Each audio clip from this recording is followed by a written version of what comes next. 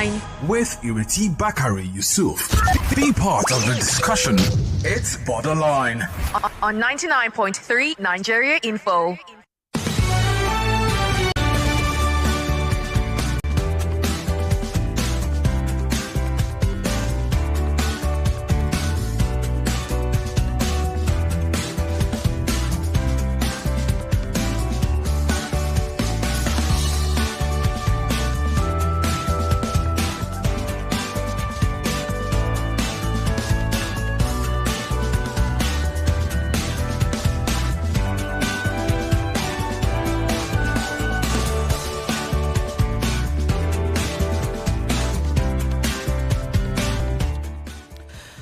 Welcome back to Borderlines, the only show that takes you beyond borders.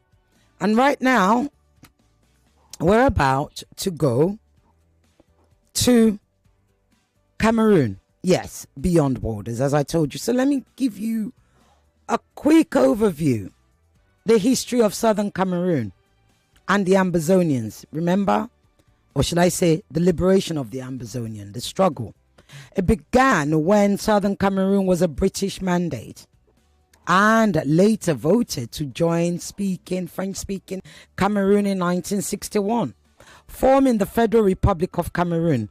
However, in 1972, the federation was dissolved and the Anglophone population began facing increasing marginalization.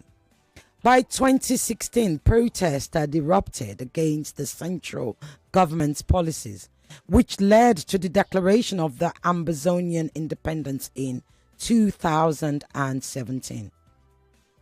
This declaration of independence sparked a violent conflict that continues till today, with thousands of lives lost and many displaced.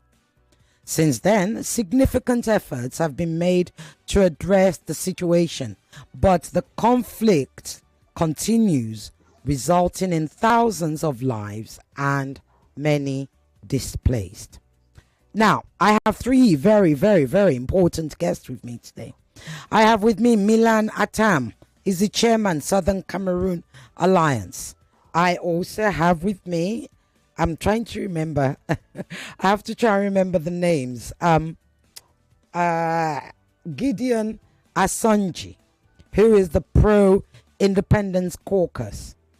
And then I have Peter Atemkeng, who is the first vice president of the Federalist Caucus. Now, why is this important?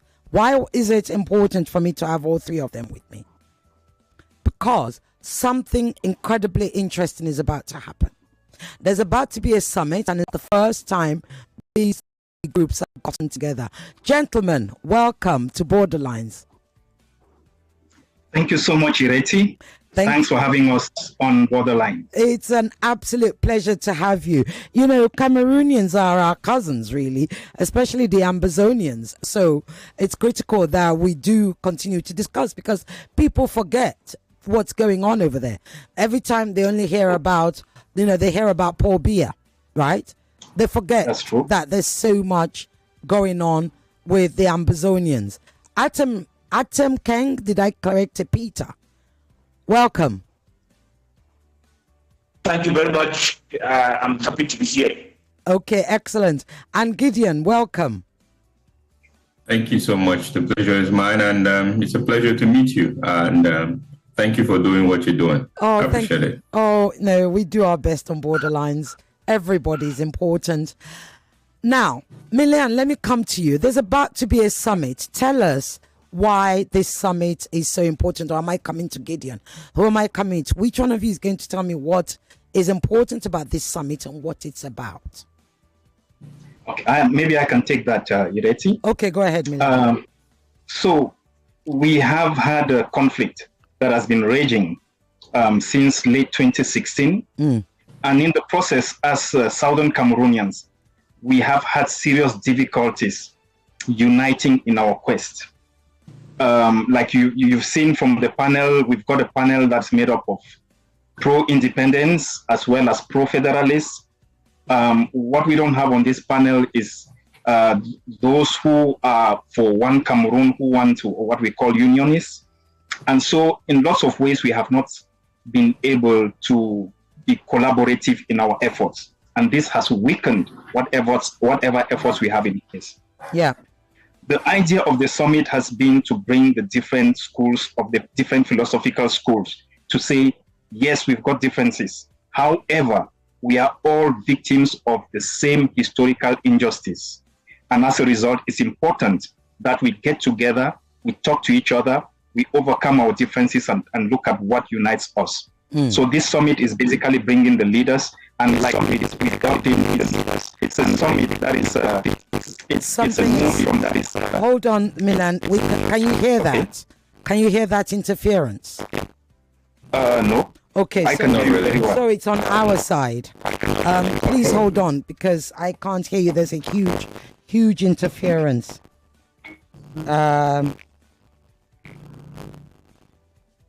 Okay. Right, try again, Millan, perhaps. Okay, so I was just concluding, just so I don't take much time. It's starting again. Maybe it's me. No, let's see if Gideon or Peter. Yeah, okay, let's try one of the other gentlemen. Maybe they can take off from where you are. Yeah. Gideon, can you continue so we know whether it's Millan's line or not? Sorry. Yeah, can you hear me? Yes, but it's not your line. It's from our side. Okay, so are we getting the same result? Yes. Yes. It's really bad. Oh, this is really bad. No, I'm sorry, because we're losing time from this, and this is critically important. Okay, let's see. It's my ears that will suffer, so I want you to continue. Hopefully, the listeners won't hear what's happening in my ear, hopefully. So go ahead.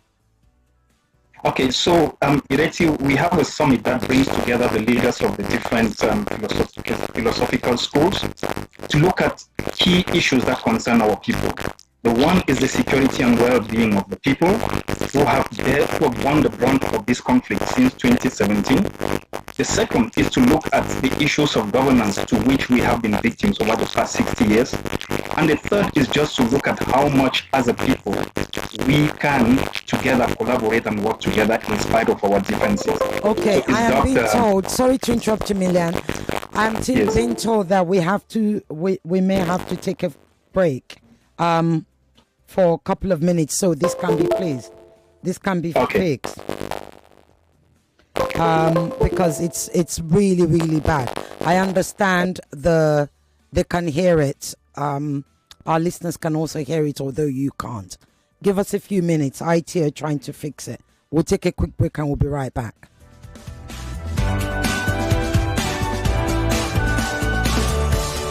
Be part of the discussion. It's Borderline. On 99.3 Nigeria Info. From Washington to Beijing, Moscow to Abuja, London to Kigali, the world is shifting fast.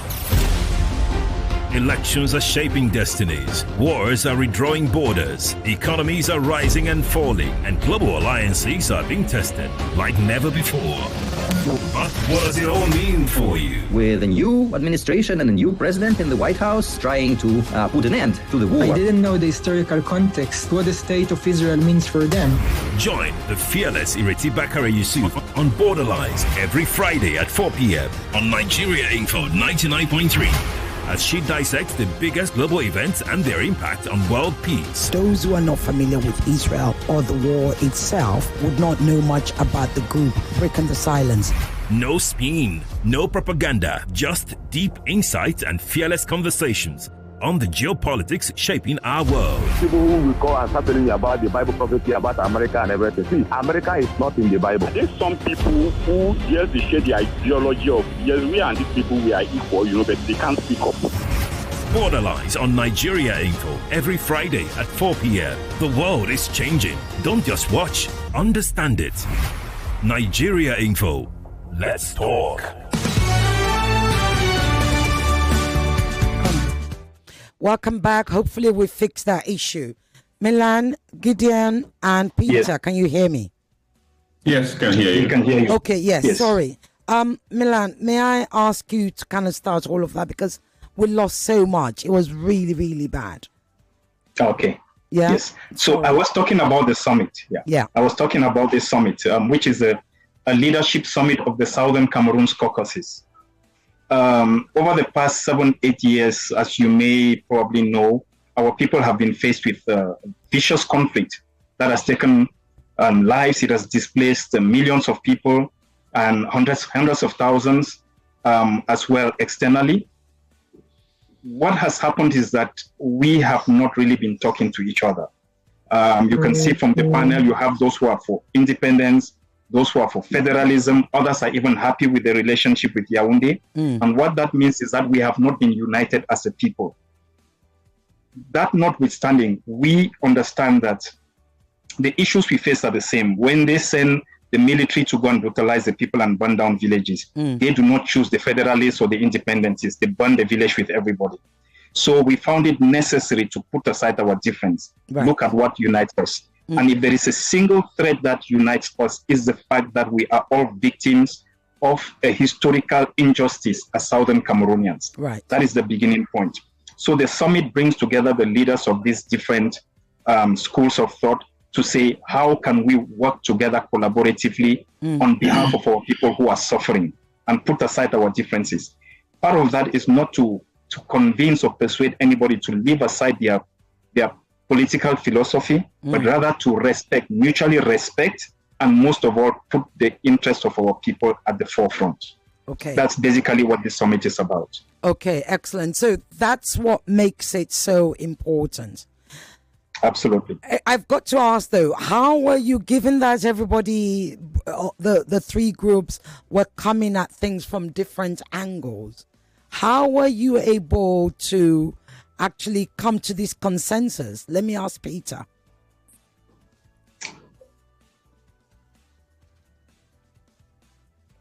Peter, are you there? I can see you, but I can't hear you. Millan, I think the idea came from Cameroon. One of the groups that he heads, and they accepted that the best way to go is to make sure that every Southern Cameroonian is involved. That is why they found that there are three groups: the independentists, the federalists, and those who don't mind sitting with Yaoundé in a decentralized state. So Millan contacted us because those of us who are in the Federalist group, we are in a group in a well-structured organization called the Coalition of Cameroon Federalist Groups and Activists, the CCFGA. Right. So Millan contacted us and we accepted to work with him. So when we worked with him, he also brought the unionists and the independentists together, and we signed that MOU.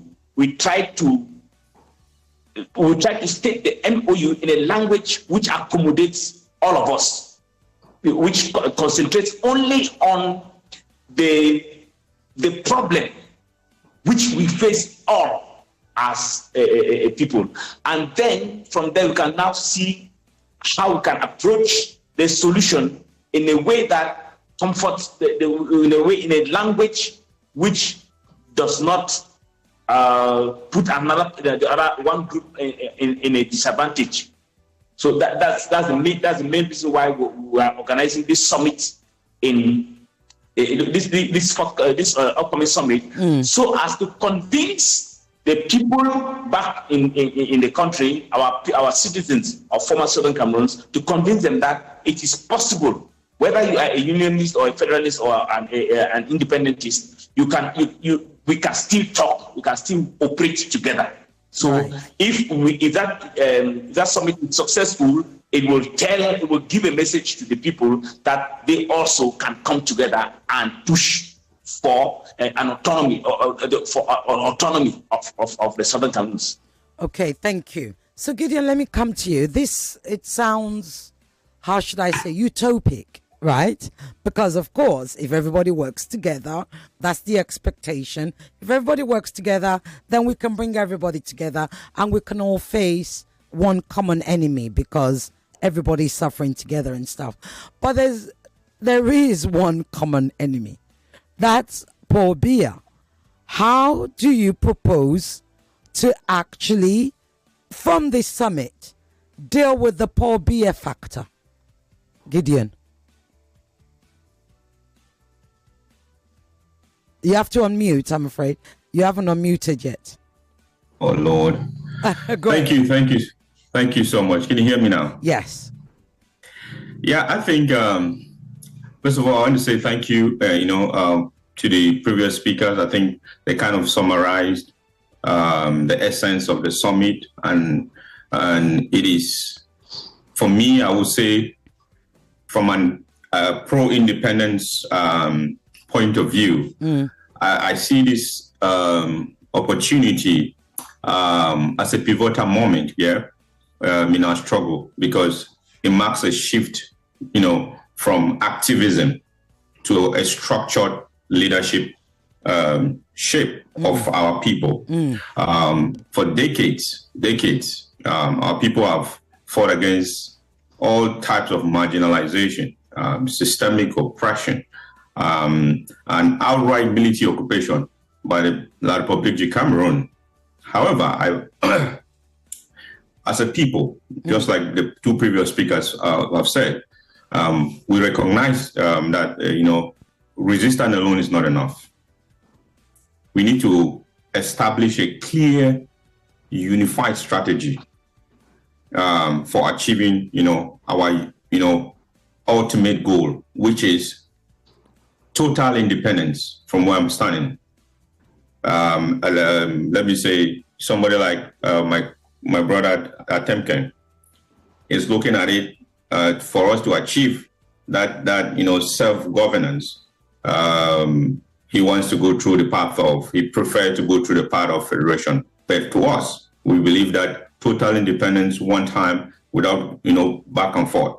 Now, this summit, is happening now because the political landscape in Cameroon is also changing, with Paul Biya, the dictator Paul Biya's regime nearing its, inevitable end. We must prepare as a people for what comes next. So we believe that Cameroon is facing political uncertainty, and history has shown that transition periods offer great opportunities for oppressed nations to assert, their sovereignty.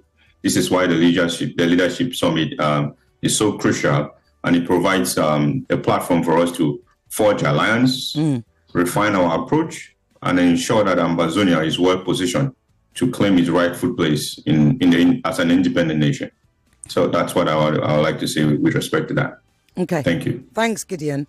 Millan, I've got to come to you as the one who brought everybody together, so we can hold you responsible for this collective relationship and the collective focus.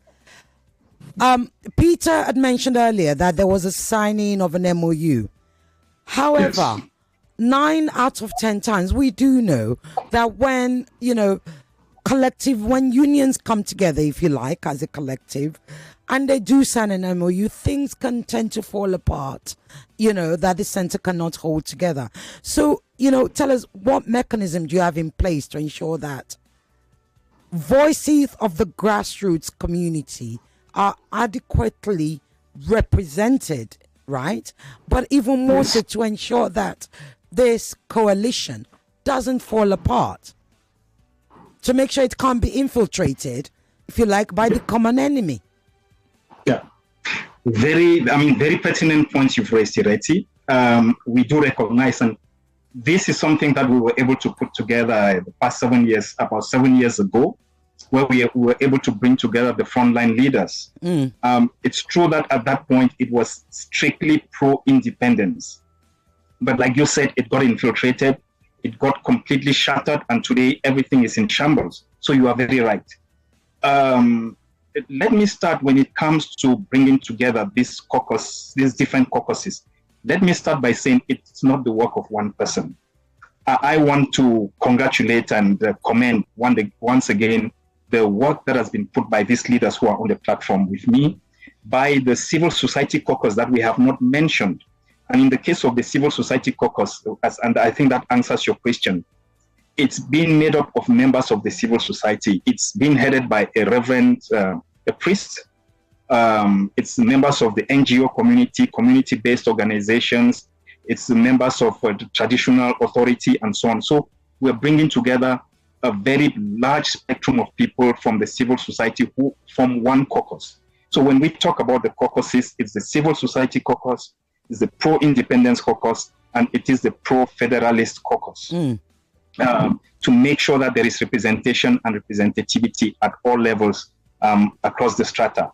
Now, when it comes to the challenges you talk about, I have to say they remain a challenge that are ours to face together. You're very right. The first thing is just an MOU. We've signed a memorandum of understanding. It's just a piece of paper, unless we make it something concrete. Then we are going to have a summit. It's just another meeting. It's just another conference, unless we make it meaningful. But I think the real work and the real challenge will come after the summit, when we have to start looking at real concrete issues. It's the people on the ground, the security and safety of our people. It's ensuring that we find more creative ways and peaceful ways to get an end to the conflict. You asked a question earlier about Paul Biya and how we're going to confront him. Gideon answered part of the question. And like he said, Paul Biya is on his one leg in the grave. And this gives an opportunity. It's going to be a period of transition. As a people, we need to be having a conversation to say, how do we position ourselves? What are the different scenarios when Paul Biya goes? Is it going to be a coup d'etat? Is it going to be a takeover by his son, like is historically the situation in Africa? Is it going to be a democratic transition? What is the position of the Southern Cameroons vis-a-vis all these different possibilities? And of course, the elections which are coming up in October, for which we don't necessarily agree as caucuses. The Federalist caucus is very strong that the people need to mobilize and go for elections. The Independentist caucus thinks it's a waste of time because Paul Biya has always rigged the elections. So what's the use of going for elections? We need to overcome all these differences and find a way where everybody finds themselves as being, we may not have 100% victory, but at least everybody finds their voice in what we are trying to do. And the alliance team that has been behind this has been working day and night, from communication, political education, sensitizing our people, just to make sure that on all the sides there is understanding. It takes time, it's difficult, but we hope and we pray. Well, yes, in Africa we do pray, but some will tell you God already gave us the skills. Let's start using them and leave prayer aside. But yeah, thank you so much for that, Millan. Peter, let me come to you. It's interesting. Gideon said something earlier, which I wrote down. I wrote down beyond activism. It's that beyond activism that I would like you to talk to us about, because, of course, Millan just mentioned about the election coming up. There is an expectation that Paul Biya, well, what is it? He's some crazy years old. Every so often, we hear that Paul Biya is dead and then he's not dead. In fact, all across Africa, they start to celebrate and think the Cameroonians are going to be free. But then the man shows face again and, you know, he's actually not dead. So given this election that's happening in October, given the independence struggle, when Gideon said beyond activism, how does the coalition actually take position?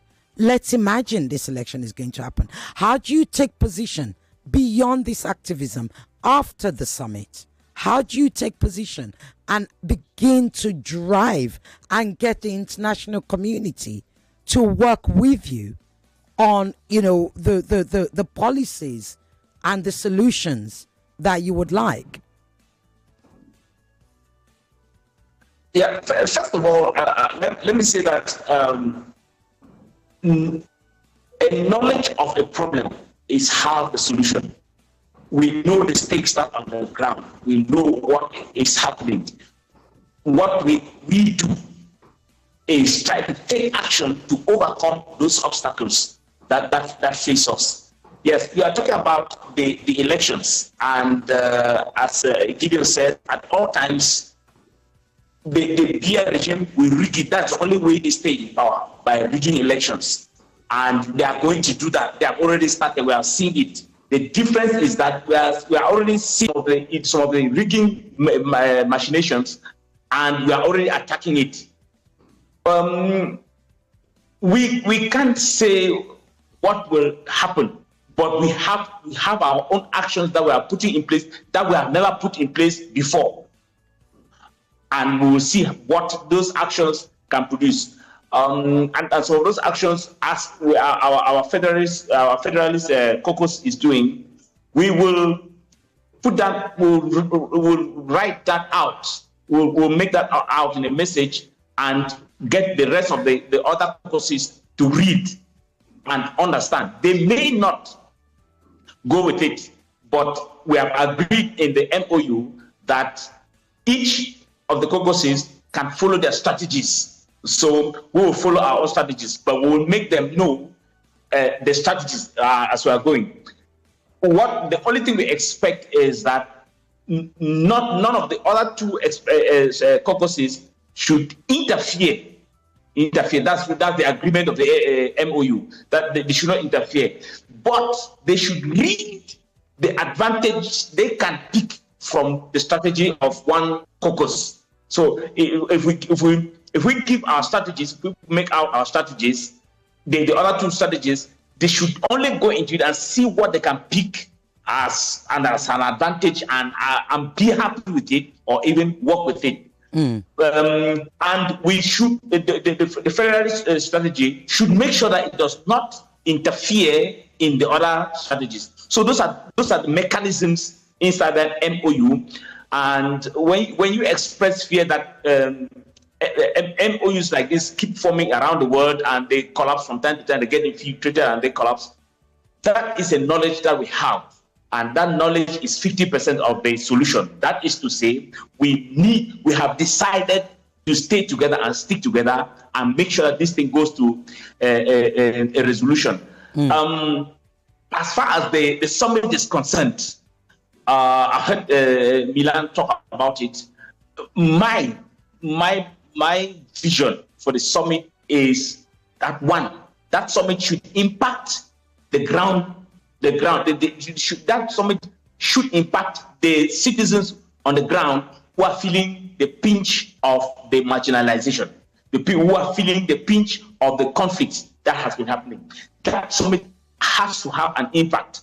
That summit should come out with a message that shows that we are in solidarity with them, and we can devise strategies that will unite them together and push them to go forward. That is the vision that we have in mind.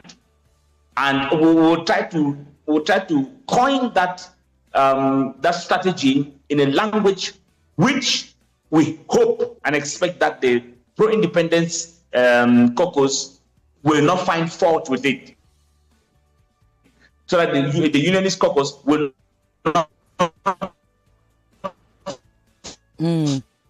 We seem to have a problem with your bandwidth. Yeah. Let me go to. We have a problem with your bandwidth on Peter on your side. Let me go to Gideon because we're fast. The time is fast running away from us. I think the network from Peter is having an issue. Yeah, Gideon, let's talk about referendum, right? It has been said that a significant portion that responded to a UN-sponsored referendum said, they would like to see a referendum. Would there be a referendum? Does the coalition, subscribe to the idea of a referendum as part of the way forward? Oh, absolutely. The referendum, it's something that at the end of the day, any sensible person or individual will be thinking of when it comes to the people of the Southern Cameroons. So the importance of something like that at the end of the day will be how the process is conducted for the most part. I think we as a people we've kind of have a fake referendum, so to speak, by the international community, so much so that is what has gotten us to a place like this. So something like a referendum will be something that our people will receive with open arms at every given point in time. But the process, the essence, the key word is who takes part and how that process is affected on the ground is what is very important when it comes to a referendum. Exactly. So, which brings me to my follow-up question still to you is, yes, under a poor beer, because we can't keep escaping from the poor beer factor. It's a huge factor. Under the Paul Biya administration, how is a referendum possible? Thank you very much for the question. When it comes to a referendum, it means there's a third party. There is going to be a third party, maybe third, fourth, whatever it is. That means a body like the United Nations and other, interested nations, international community, probably Nigeria, probably South Africa, or other, international ECOWAS, stakeholders like that. Yeah. So in that, it will not depend on Paul Biya alone. It will depend on the international community and the government of La République du Cameroon and our people making the decisions on how the referendum is going to take place. And with something like that, I believe even my position and that of Mr. Peter Atemkeng or Millan will not count. What will count at the end of the day will be the voices of the people of Southern Cameroon. So let me put it in this way. If at the end of the day, a referendum is held and the people vote unanimously for outright independence, there is no way Mr. Peter Atemkeng or Millan will be able to even come out somewhere any day to want to talk about federation or any other thing. It's the same thing if the people decide that tomorrow in a referendum that is legitimate, that is transparent, and we see that the people have decided that they want to do federation with La République du Cameroon, there'll be no way for me to talk anymore because we have all have the proof that this is what the people said. That is why it is very important that me, the pro-independence caucus, the Federalists, and any other voices in Southern Cameroon should be able to speak as one voice. It goes back to the essence of why we are trying to talk to each other as a people in this summit. So thank you very much. Very important question. I don't know if Millan or Mr. Peter had something to add with respect to that particular question, because it's very, very important. Thank you so much. I'm going to come to Millan now. And, it's funny how Gideon has a way of bouncing me, segueing me to my next question. He mentioned Nigeria. My next question was Nigeria. Right. Yes. Right in the middle of Nigeria. Well, Nigeria is in the middle of this because, number one, we are the current leaders heading the ECOWAS. And number two, you are our brothers on the border. Firstly, tell me something. What impact or what help has Nigeria been so far? That's number one. Number two is we have Honorable Minister Yusuf Tuga, who is our new foreign minister or Minister of Foreign Affairs. Has there been a conversation with him at all? Because he seems a lot more active than the previous minister, I have to say, with regards to foreign affairs. So give us the Nigeria impact and what we're doing. What if we've been any use, Papa? Tell the truth. Let's start with Ireti. Just organizing an interview like this is very important because it doesn't talk to only our people. It opens up to the Nigerian public about what is going on, what our people are going through. But whether we like it or not, Nigeria is a stakeholder in this issue, has always been, because prior to 1960, when the plebiscite took place, 1960-1961, the southern Cameroons, as we know it, was governed as part of Nigeria, as part of the I think the Enugu House of Assembly. So there is a long history, has always been. But over the past 60 years, Nigeria has been a brother, always, our people, the trade that happens. But coming to this particular conflict, like I said, there are thousands of our people who are currently being hosted by Nigeria. That is already very important. The second thing, and whether you like, I know sometimes we get very upset with the Nigerian government for this abduction of our leaders from Nigeria to Cameroon. We'll come to that, but we'll come to that later. We also need to recognize that the Nigerian government has always been sympathetic to our cause. A lot of people don't know that. From the days of Obasanjo, as we know it, the Bakassi conflict, and what is not being said very often is the fact that French Cameroon and this obsession with our territory, not our people, they don't care about us. Our territory is all based on the oil and the gas that we happen to be hosting in that region, the Gulf of Guinea. As you know, the conflict around Bakassi with Nigeria was basically not because French Cameroon was interested in the people who lived in Bakassi. It was all about the natural resources which are there. So Nigeria has always played a role. We understand, and we've been talking about it, that in spite of what has happened in the past, we have a responsibility of going back to the Nigerian government and have a conversation to say, in fact, when we set up our leaders who were in Nigeria, when we decided to set up in Nigeria, the plan was to set up a secretariat and have a conversation with the Nigerian authorities in a respectful manner to say, our people are in Nigeria, we have a representation here, we need you to recognize that representation as being that of the people of the Southern Cameroons. Unfortunately, we didn't get to the point where that could be established, and French Cameroon was able to quickly bundle our people and move to Yaoundé. Now, there is a new government in place. It is our intention to talk to this government. And like Gideon was saying, when it comes to the referendum and other issues, we intend to talk to the international community, like we have been doing anyway. But for us to do that, it is important, first of all, that we constitute ourselves in a manner that says when we speak, we can speak on behalf of our people. The past 7-8 years, it's been difficult to go out and talk to anybody when they ask the question, so who are you representing? And you can't really say with confidence because you are only representing a small fraction. Well, not a small fraction, but not necessarily the whole. So in as much as we have the caucuses, we may not agree on a lot of things. I can tell you, for instance, that if you ask this question to Peter, Peter will tell you that he doesn't want us to take this thing to any foreign government. Let's keep it in Cameroon. It's an internal issue. That is okay because that's his position. But the bottom line is no issues are internal anymore. When you have mass displacements of people, mass destruction of property, villages burned, people incarcerated in thousands, it no longer remains an internal issue.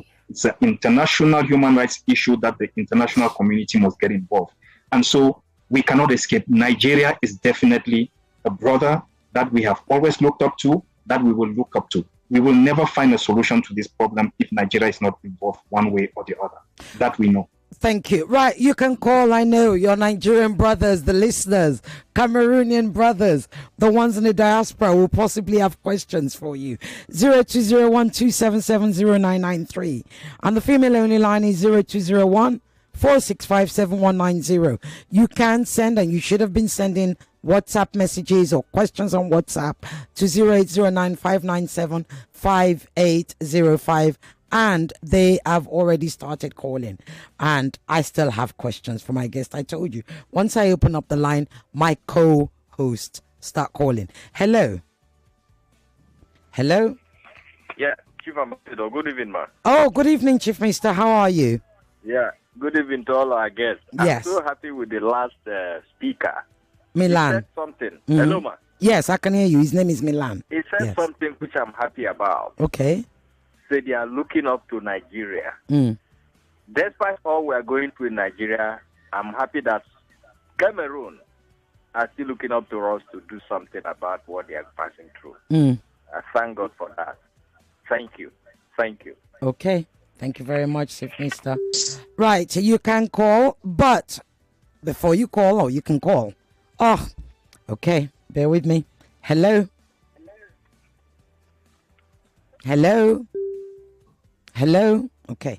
Right, so let me ask you, who do I go to now?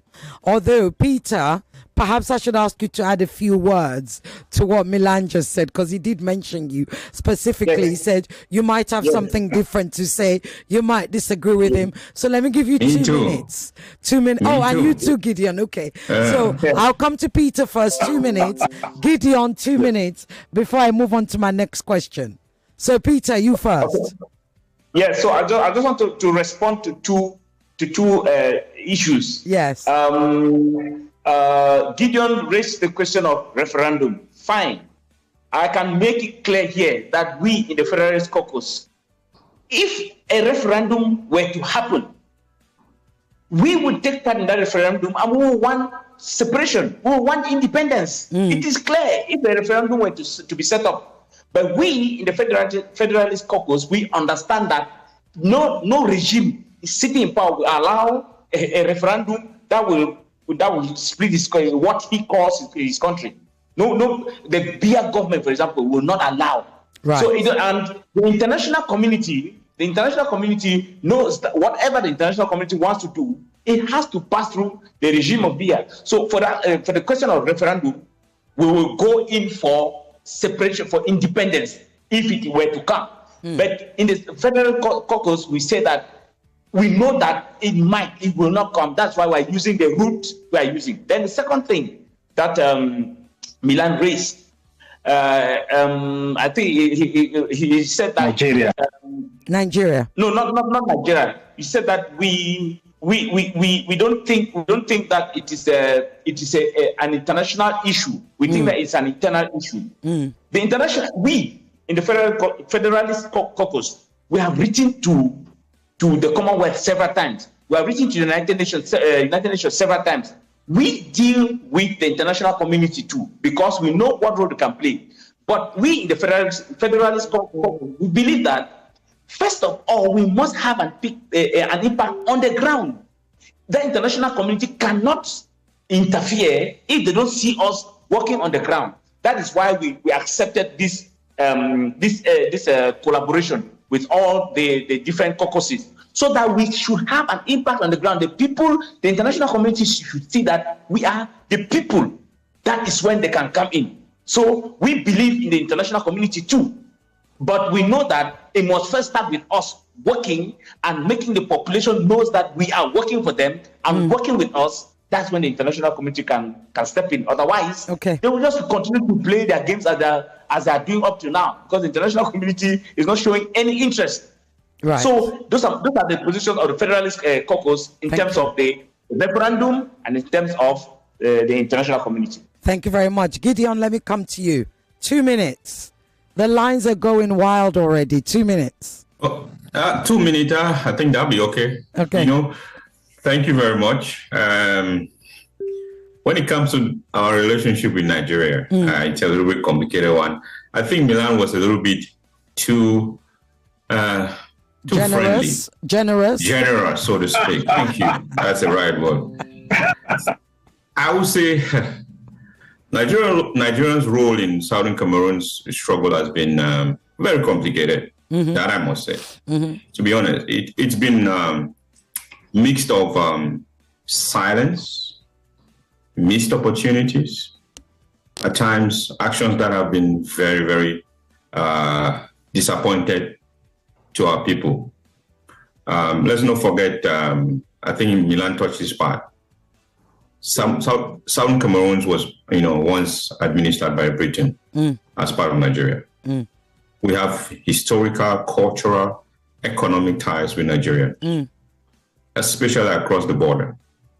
In Ikok and, in Ikom, some of the languages that are spoken in the border languages, the border people from Nigeria and our people, they speak and understand each other. Yeah.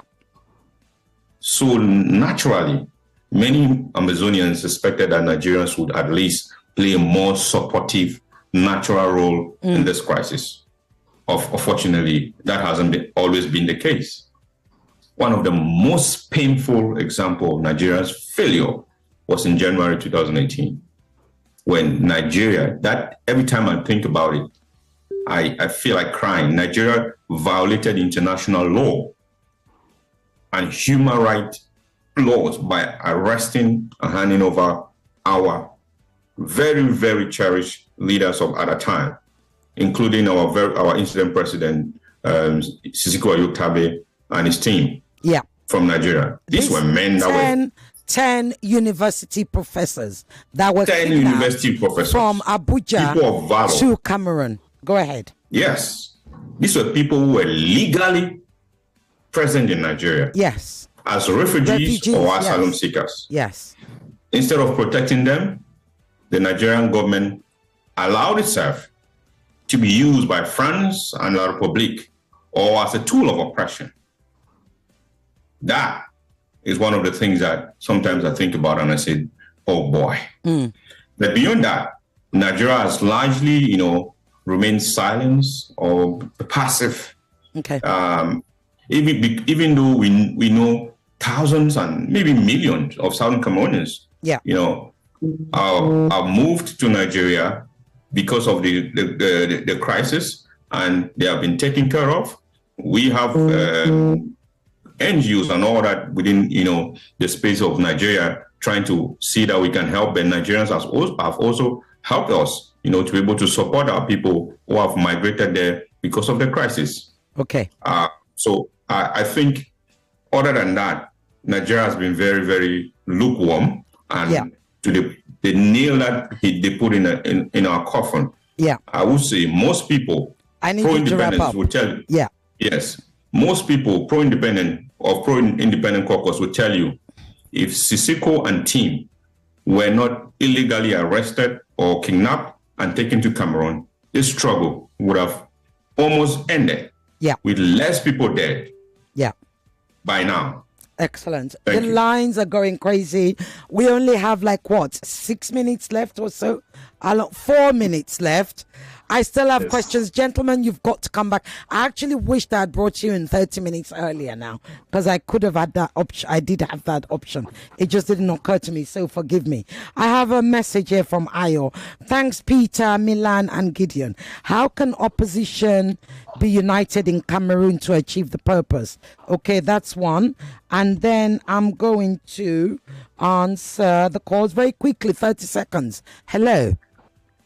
Yeah, Ireti Bakare, Titi Lokwe, 30 seconds, very quickly. Yeah, thank you. Speak up louder. Let me tell them pointedly, Nigeria will never support the accession plan. Why? Nigeria is going through some similar problems here.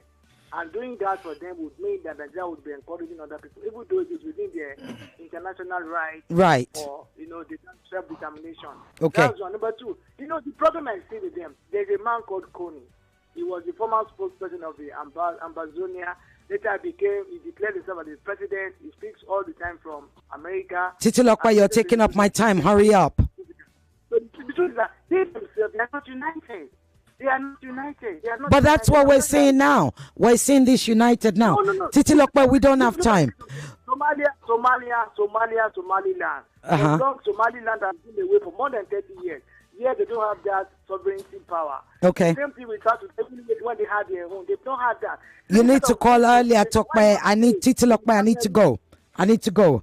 Bless you. Right. One last question, and then I'll give you all 1 minute, 30 seconds each. Hello. Evening, very quickly. Yes, very quickly, Manuel. I'm speaking to you from a question. Have they ever crossed their mind, that they joining Nigeria would be better? Okay, good question. One of your guests said they have a new government in Yaoundé. Now, is it that the president, has been ousted? No. I think you misheard him. Okay, let me go. We have no time. Literally, I'm sorry, Emmanuel. I need to cut you off. Right, gentlemen, I'm going to give you 30 seconds each because we've got to go. They're going to throw me off air. Right? I think the most important question there is, have you ever thought of joining Nigeria? Number one, I'll bring that to you, Millan. Gideon, Titi Lokwe said, Nigeria is never going to support you because if they support your cessation, then we have a group here who have been screaming for cessation. What does that say? And Atam, the collectiveness, 30 seconds each. I don't even have that. Right, let me come to you first, Millan, quickly. Quick one. I think the both are linked. Joining Nigeria, the handicap of Nigeria in our issue. We understand that we already have a relationship in Nigeria in the past. Our people will not agree to join Nigeria. Okay. I think that is stated. It's never going to happen again. Okay. And this, when it comes to the passiveness of Nigeria, I think somebody answered it. Nigeria is also handicapped by the fact that there is an issue of separation on the other side that Cameroon can easily exploit, which we need to think about all the time. Thank you very much. Yes, I think basically that's it. Thank you. Okay, Gideon. I know we don't have a lot of time. Gideon, over to you. 30 seconds, literally. With respect to... You mean with respect to the fact that Nigeria will not support us? Yes. Why they can't? Why Nigeria as a country can't? Less than 30. That question requires a lot of thinking, but a lot of details that 30 seconds will not suffice. You know? Okay. I would say we've heard this many times for the most part. Okay. We've heard this many times for the most part that Nigeria will not be able to support us. Because Cameroon is not seceding from Cameroon, so to speak. All right. We are not normally in. We have to go. They're throwing me off air. We have to go. Peter, Millan, Gideon, I've got to have you both back, the three of you back, because we have to keep When is the summit? Quickly, what date? The summit it starts on the 18th of April to the 20th. Okay. If we are going to have another opportunity, there will be the civil society caucus present. Excellent. We need to get their voices on the show. Thank you very much. Thank you. I appreciate the conversation, and as you can see, the lines are still going. So do Nigerians and my listeners from the diaspora. Take care. Have a fabulous weekend, gentlemen, and good luck. Good luck in everything you're doing. Thank you so much. Thanks, Ireti. Thanks for this chance. Thank you. Bye. Start your children's day with a great taste of Ovaltine, enriched with multi-nourishment, calcium, malt, and vitamin B12 to support learning and playtime. Ovaltine, smart choice for smart kids.